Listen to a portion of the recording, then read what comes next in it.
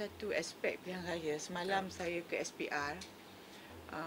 Mungkin ini adalah satu petanda yang kita tak sedar tentang perkara ini. Saya membawa kes daripada Dun Sabak. Mengenai pemindahan pengundi ya daripada Dun Sabak kepada Dun Sungai Panjang. Ini satu kes saja yang kita tengah mengkaji kes lain. Apa yang berlaku adalah 1,120 nama yang dulunya mengundi di Dun Sabak telah diubah ke Dun Sungai Panjang, dan bila kita bawa perkara ini dan nama-nama ini tidak timbul tentang masa kita ada rang daftar pemilih tambahan itu, nama-nama ini tak keluar sebagai pengundi yang masuk atau pengundi yang keluar ya. Jadi kita mensyaki mula-mula mungkin ada pendaftaran secara orang kata tipu, di mana orang-orang yang tidak menukar alamat IC, dan kita memang bawa sampel 15 orang pengundi yang tak pernah tukar alamat mereka, dan nama mereka ada online di Dun Sungai Panjang, pengundi Sungai Panjang. Jadi bila kita bawa kepada SPR, mereka mengambil masa yang agak lama untuk mencari kenapa perkara ini berlaku. Maka selepas dekat sejam lebih kami tunggu, barulah mereka mengatakan bahawa berlaku pembetulan sempadan ya antara daerah-daerah mengundi ya. Memang di segi peraturannya mereka boleh membuat pembetulan daerah mengundi itu tetapi tidaklah sampai berubah dun ya. Jadi ada 1,120 nama. Ini bermakna mantan calon kita dulu di Dun Sabak, Ustaz Solehin Muhyi, kalah dengan 117 undi saja. Jadi bila mereka ubah 1,120 ke sebelah sana dengan alasan bahawa kita nak membetulkan sempadan, maka kita nak memudahkan mereka ini mengundi dan sebagainya, maka ia boleh menyebabkan kekalahan kepada calon kita. Jadi sekarang ni kita minta semua petugas kita tengok balik, bandingkan senarai pemilih 2007 ya, suku keempat 2007 dengan senarai pemilih berakhir 2010 ya. Dan mereka akan dapati terutamanya Dun-Dun tipis kita menang atau kalah tipis, mungkin ada pemindahan secara ini walaupun di segi peraturannya dia sah, tetapi di segi on the groundnya dia menyebabkan banyak masalah. Kerana orang-orang yang buatnya di SPR tidak faham tentang apa yang berlaku di bawah. Misalnya kita ada taman yang sama nama, Taman Raya, tapi postcode-nya berlain.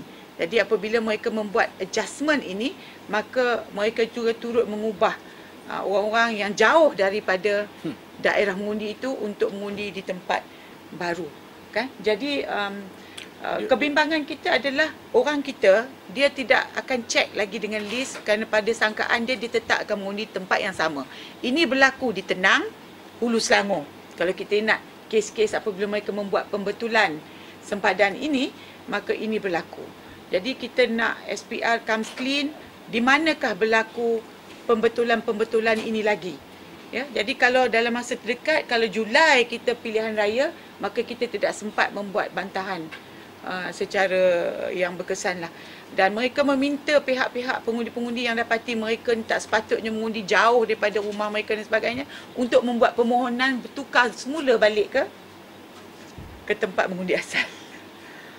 Ini saya rasa antara teknikalnya, terutamanya di Selangor, di mana Datuk Seri Najib mengatakan bahawa kita mesti dapatkan balik Selangor by crook. Jadi SPR amat sensitif kalau kita menuduh bahawa mereka bersubahat, tetapi inilah yang berlaku di pihak daftar pemilih kita. So that is one of the reason. So saya rasa kita tak ada sempat masa untuk kita membuat pembetulan ini kalau Julai. So maknanya SPR ni kita minta dia lebih transparent lah ya. Kalau dia ada buat apa-apa pindaan, kita minta dia buat press conference, dia dedahkan pindaan-pindaan yang dibuat supaya pengundi dapat notice in advance ya.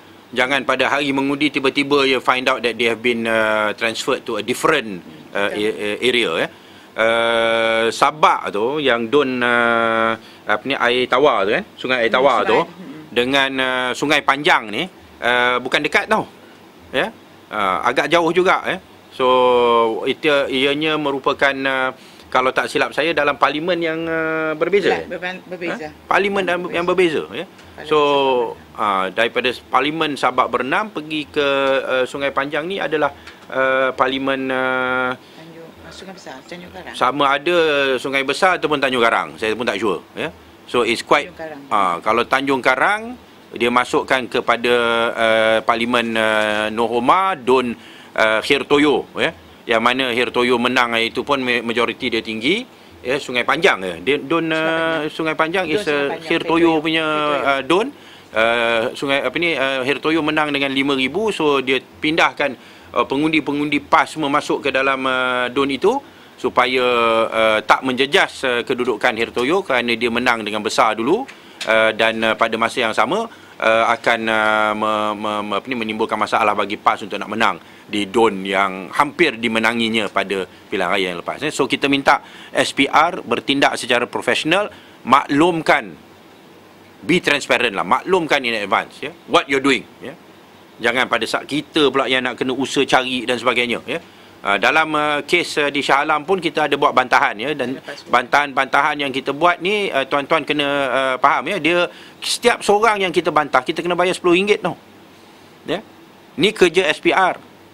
We are doing their work for them to ensure a clean election. Orang yang tak layak mengundi di dalam kawasan kita ni, ya, kita yang beritahu pada dia.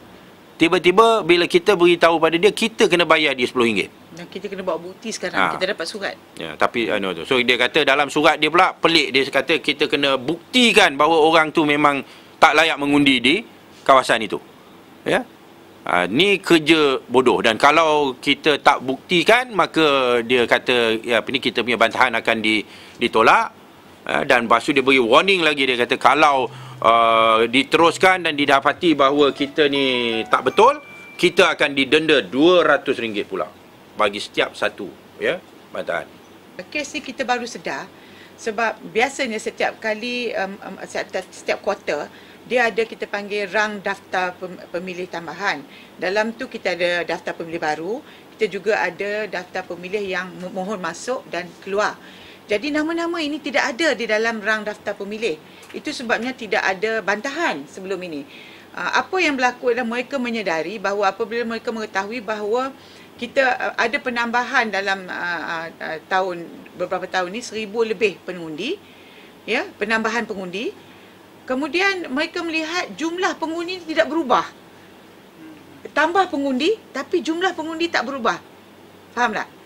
So jadi mereka pun membuat analisa semula dan bandingkan senarai pemilih masa 2007 itu untuk senarai yang digunakan untuk pilihan raya yang lepas dengan yang the latest daftar pemilih Indo, ya. Jadi mereka dapati bahawa nama-nama 1,120 nama ini sudah tidak ada lagi di Dun di Sabah. Tanpa bantahan.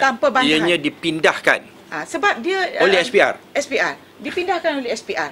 Dengan alasan mereka membuat pembetulan sempadan.